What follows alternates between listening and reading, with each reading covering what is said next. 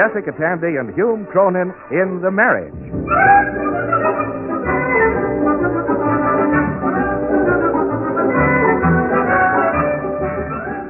The sponsors of this program offer no endorsement of the opinions, philosophies, stubbornness, or confusion of the persons represented therein.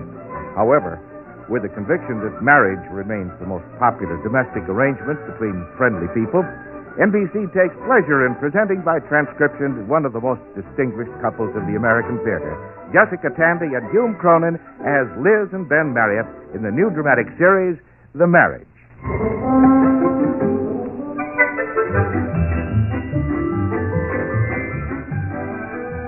The law firm I work for isn't particularly colorful. We have no lean, rural philosopher peeling apples into his plug hat with his feet on the desk.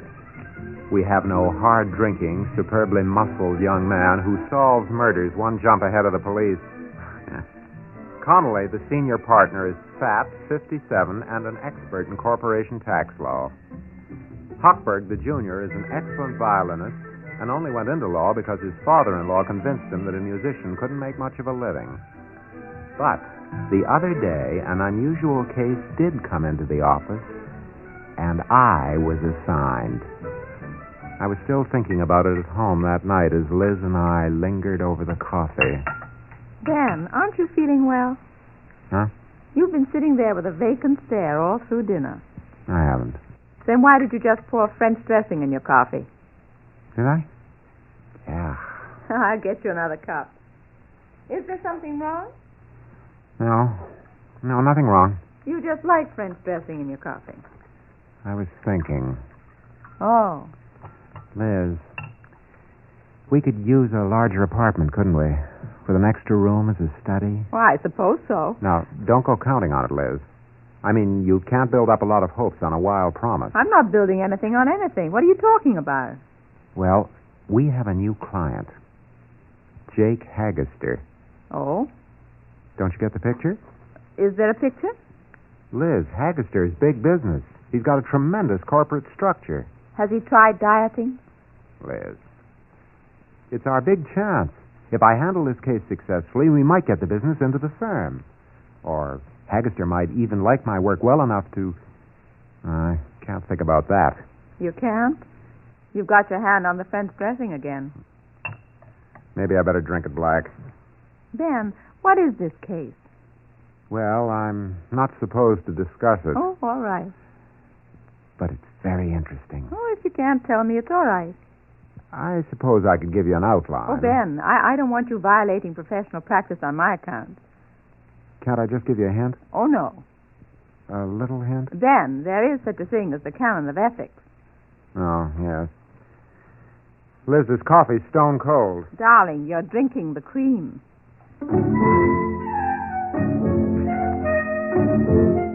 I hadn't exactly hidden anything from Liz about Jake Haggister. I'd just sort of accentuated the positives. The negatives turned up after dinner when the doorbell rang.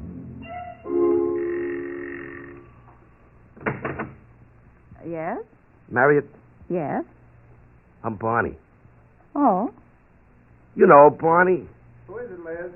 Barney. Barney? Yeah, Barney.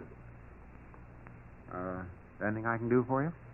Well, I come for the, well, you know. What are you talking about? You want me to say in front of the lady? Go ahead. I come for the briefs. Oh, the briefs. Excuse me. You mean the legal papers for Mr. Haggister, don't you? Paper? Oh, yeah, legal papers. Come in. I'll have to get them together. You wait just a minute. I'll go get them in the other room. Don't you hurry. I ain't going nowhere. Would you like an ashtray? No, that's all right, lady. The cigar ain't lit. I just like to chew it a while after dinner, you know. Oh. Do you work for Mr. Haggister? Oh, Mr. Haggister and me are like this. The thumb is Mr. Haggister. I caught the resemblance. Oh, sure. We're very close. Why, I seen him just tonight at the club. You belong to the same club? Sure, the 12th Ward Comanche Club. Jake... You don't mind if I call Mr. Haggister Jake, huh? Oh, no. I think it's delightfully informal of you. Yeah. It always pays to do Jake Haggister a favor. He's a very great man. He's a prince. He's a real prince. You think well of him. Oh, lady, you could look all over the West Side. You wouldn't find a prince like Jake Haggerster. Why, if you're a friend of his, it's the red carpet. A hack license, bail bond, a rap squad. Well, all the things you'd want a friend to do for you. The little thing. Yeah, it's a little. Of course, I've done things for Jake, like election days. That's your busy time? Oh, like a bee, like a little bee. Run around pole to pole. I remember once in 1928, I voted 58 times. I was exhausted.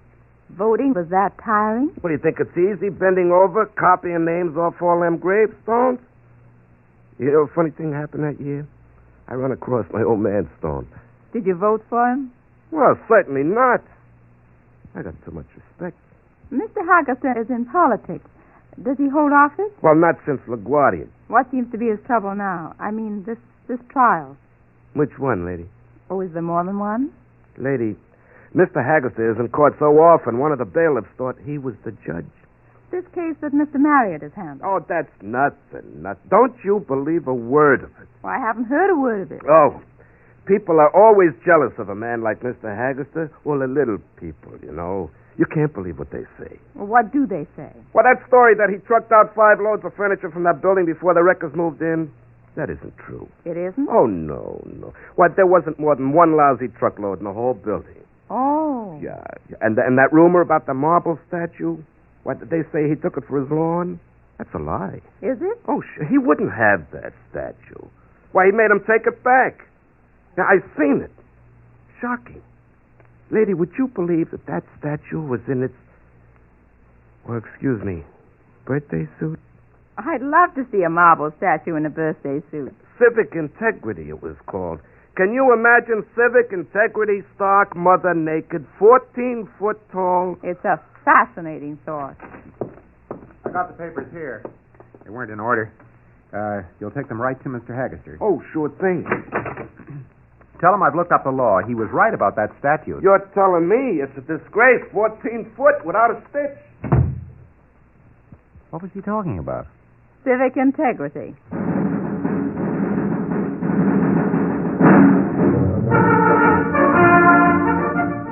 Liz looked at me rather strangely for the rest of the evening. And finally, just before bedtime, she came out with it.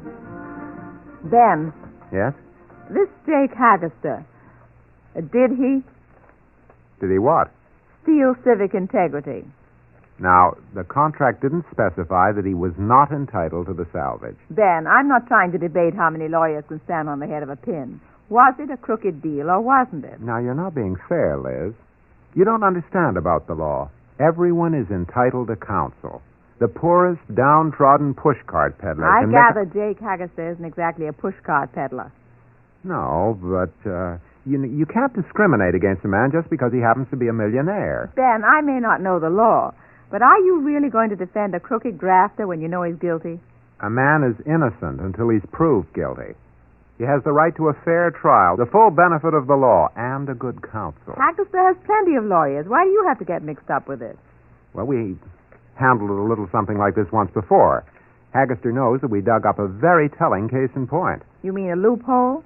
Liz, you can't call a legal precedent a loophole. But it's all right to call a loophole a legal precedent.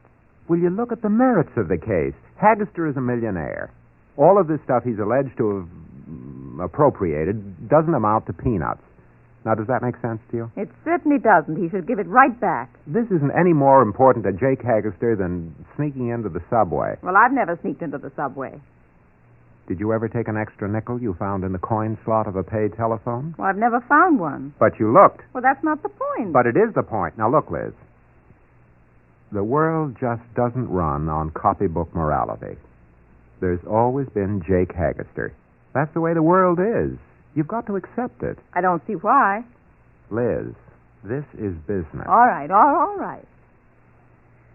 I wonder where we'll put it. What? Too big for the living room. Maybe the bathroom, in the tub. What are you talking about? Your fee. I just know Jake Haggerster will pay you off with a statue of civic integrity.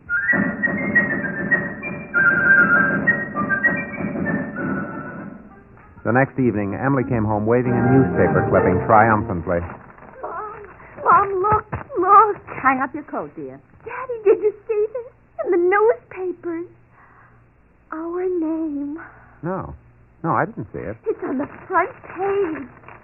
Haggister Corporation faces trial. I read the article. I didn't see our name. Well, you didn't continue to page 37. Here, listen. City officials claim looting was... Oh, no, wait. Oh, here it is.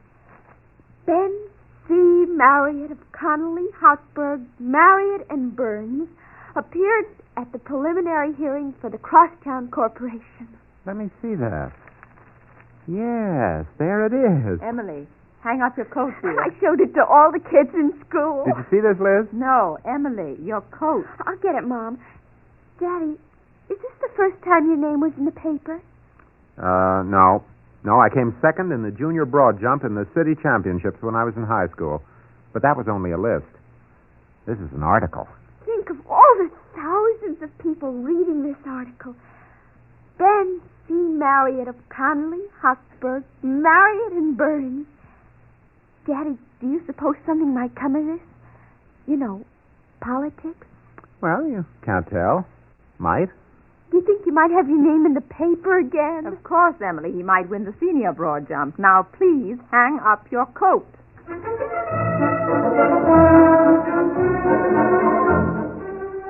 The case came up, mysteriously moved ahead on the court calendar. Liz stated she wanted to be there for part of the trial, just to get my point of view. Unfortunately, she got there a little late and had to wait outside in the corridor. Do you mind if I sit down? Suit yourself. It's not my bench. Got a match? I think so. You here? Thanks. Waiting for somebody? My husband. He's in there. Oh. His trial's over. They're just waiting for the verdict. That's the worst time, isn't it, dear? I suppose so. Well, you get used to it. My Albert is in here on this side. Is he? What's yours up for? I beg your pardon?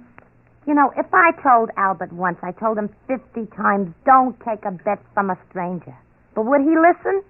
No. My Albert is obliging. I don't think you understand. Sure I do, honey. I've been through it before, twice. Oh, but... Don't worry. Chances are he won't get more than a year if it's a first offense. But my husband hasn't done anything. Sure, honey. You keep right on believing that. Makes it easier when he's up there. But he isn't. I mean, that isn't it. I know. Listen, the first time for Albert, I was always making up stories. He's away for a rest cure. He's traveling. He's on a rubber plantation in the Amazon jungle. Now I don't care. I tell him the truth. Let him do me something. You think that's the best way? Sure. Look on it as a vacation for both of you. I never thought of it that way. Honey, after he's up there, maybe you'd like to go out together with me? A double date? I could fix you up. Oh, thanks, but I don't... Well, to each his own. If you'll excuse me, I'll find out how my husband is doing. Take my advice. Have him plead guilty and throw himself on the mercy of the court. I'll remember that. Bailiff. Yes, ma'am. I'm Mrs. Marriott. Oh, are you Councilor Marriott's wife? The judge is handing down the verdict now. Any idea what it'll be? All I can tell you is downstairs in the press room, they're giving 7-4 on Haggister with no takers. That's good. Well, the Yankees are only 6-5. Oh. How is Mr. Marriott doing? Well, now, ma'am, I've seen all the great lawyers. Fallon, Sam Leibowitz, William Travers Jerome. You mean you compare Ben with them? Yes, ma'am, I do. He ain't as good. Oh. I mean, he's young and he'll learn. He is doing a very fine performance. I was on the inside yesterday, and he was cross-examining the building inspector. Boy, it was a pleasure to see him go at it. Jab, jab, jab. Great footwork. Sounds spectacular. Very flashy. At him all the time. Then, when he had him on the ropes, he let him have it. 1, 2. A knockout? Well, technical KO. He got him, but he hasn't quite developed the heavy knockout punch that Leibowitz had. Ben was a middleweight in college. Well, that might account for it. It's all over. Who won? They'll be coming out in a minute. Well, congratulations, Mr. Haggerster. You bet, Henry. Here. Oh, thanks. It's all clear Havana. Thanks, Mr. Ben, Haggerster. Ben, where are you, boy? Right here, Mr. Haggerster. Here, you take a cigar. Take a handful. Thanks, I don't smoke them. Well, carry 'em around. Dress up your coat pocket. Hello, Ben. Liz, didn't you get inside? No, but I had a blow-by-blow account. Is this the missus? Ben, introduce me. Oh, Liz, this is Mr. Haggerster. How do you do, How do you ma'am? do? Have a... I almost offered you a cigar. Well, I might take it. Is it a good cigar? Mrs. Marion, I want you to know you've got a bright husband. Very brilliant. Oh, I would have said cunning. Yeah. He sure pulled my chestnuts out of the fire. Ben, I want you and Mrs. Marriott to have dinner with me tonight. Oh, I don't know if we Just can the make three of us at my place. 8 o'clock. Well, Won't take no for an answer. Oh, excuse me. Commissioner. Commissioner, if I can see you for a minute, I want to talk to you. what do you mean cunning? Either that or shrewd. Very shrewd.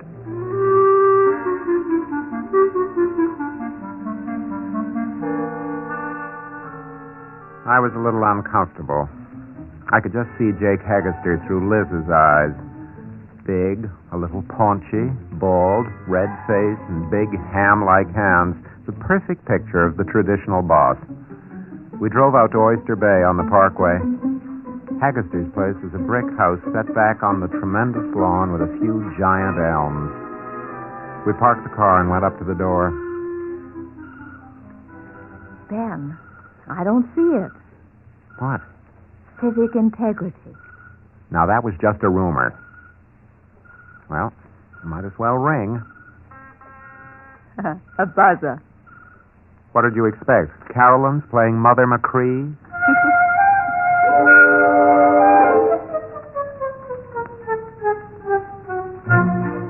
Jake opened the door, showed us in. We had drinks. He played recordings of Mozart quintets. I think it was Mozart. And he didn't comment on them. He just played them. Dinner was quite something.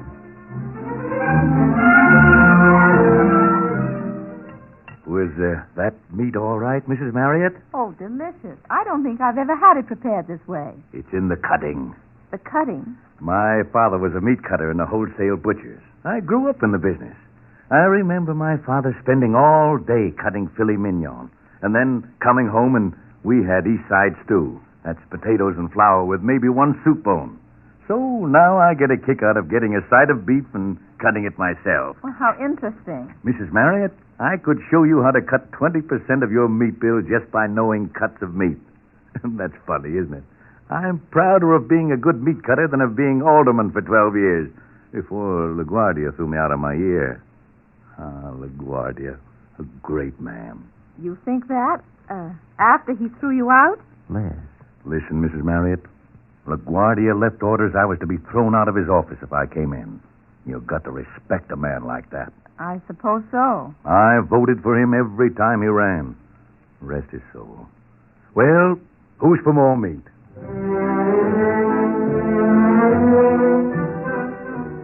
Jake was a good talker. He told stories of early days on the East Side, of Tammany politics, and the inside story of half a dozen reform administrations. After dinner, we had coffee in the parlor. Liz had her shoes off and her feet tucked up on the couch. You know, I shouldn't tell you this. I wanted it to be a surprise, but I just can't wait. What's that? Ben, I'm really grateful for the job you did. It calls for something a little more than the fee. Oh, no. Really, I So I figured I'd get a little something for you. Now, Jake, please, don't. Oh, it's too late. I had it delivered tonight while you're here. It's in front of your house. In front. I hope you won't mind. I want you to enjoy it. Ben told me you were having a little trouble with your car, so I got you a new one. A new car. It's only a 2-door sedan, that's all, really.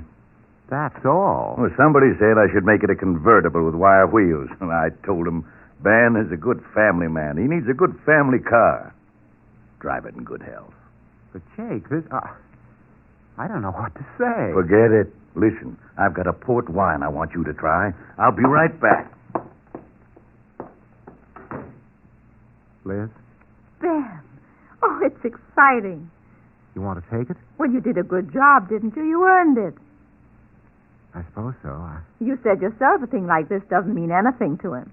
And it makes him so happy. He's like a big kid. Yeah, I suppose so. I think it's very sweet of him. He's very disarming, isn't he? In a way, he's really delightful. Well, here we are. Oh, you like this port. Ben, there's something else. You know, I have a pretty big business, a lot of contract work, damage suits, insurance claims. I need somebody to work for me exclusive. I like you and I trust you. We could make out a good business deal, arrange for offices in your name. You could probably clear easy $50,000. Ben. Well... Of course, you don't have to give me an answer now. Talk it over with Connolly, anybody else. I think I can give you an answer now, Mr. Haggerster. Oh? I was assigned to this case by the firm. I did the best I could. You weren't guilty, not within the letter of the law, but I couldn't commit myself on a retainer, Mr. Haggerster. Uh-huh. You see, when I won this case, I'll tell you the truth, I didn't know whether to be proud or ashamed. I wouldn't feel like taking any other cases, not unless I judged each one individually as it came up. I won't do your business, Mr. Haggerster, not as I understand it. Uh-huh. Then I could give you individual cases. Straight, no wrinkles, no sharpshooting required. But I won't. I've been knocking around the city for a long time. I can recognize a man who has integrity. I can recognize it, but I can't afford it.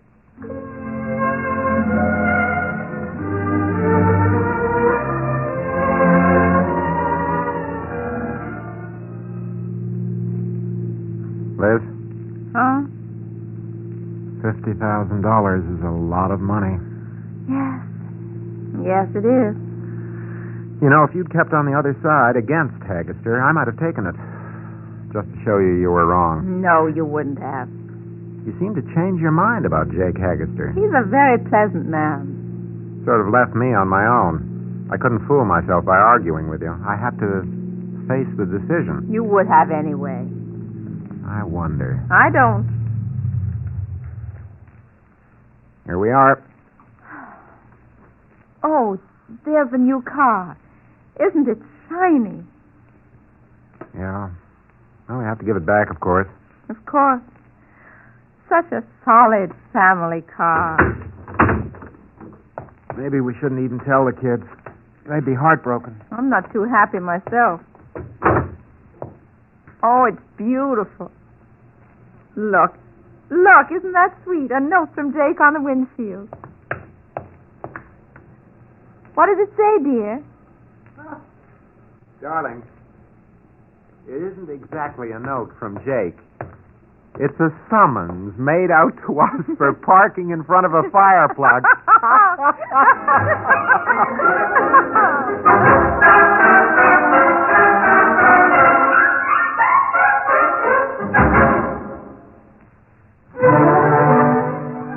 Ben and Liz Marriott will be back in just a moment. In the meantime, let us extend an invitation on behalf of our stars, Jessica Tandy and Hume Cronin, as well as the National Broadcasting Company, to all of you to drop by next week at this time for another half-hour observation and transcription of The Marriage, written by Ernest Kenoy.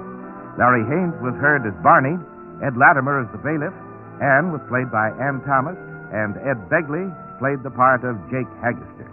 The Marriage is an NBC radio production directed by Edward King.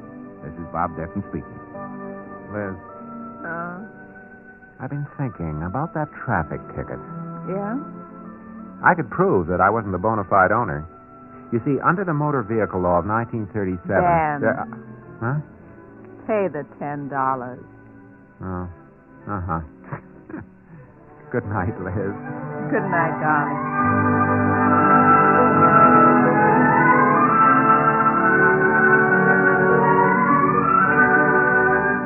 Hear Frederick March in NBC Star Playhouse tonight on the NBC Radio Network.